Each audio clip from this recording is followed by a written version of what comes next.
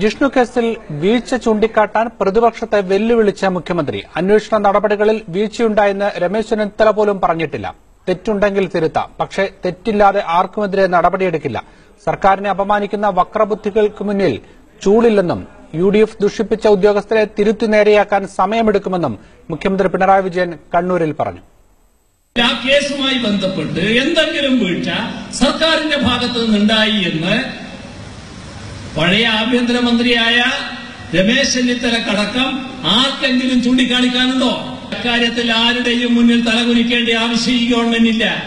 അപ്പൊ എവിടെയോ ഇരുന്ന് ആലോചിച്ച് രൂപം കൊടുത്ത ഒരു പദ്ധതിയുടെ ഭാഗമായി മാറാൻ ഈ സർക്കാർ നിന്ന് കൊടുക്കണോ? അതാ പ്രശ്നം. അതൊന്നും ധാർഷ്ട്യവും അഹങ്കാരവുമല്ല. പക്ഷെ നിങ്ങൾക്കുള്ള മറുപടിയാണ്. നിങ്ങളെന്ന് പറഞ്ഞാൽ വക്രബുദ്ധിയോടുകൂടി തെറ്റായ രീതിയിൽ കാര്യങ്ങൾ കൈകാര്യം ചെയ്യുന്നവർ, അവർക്കുള്ള മറുപടി തന്നെയാണ്.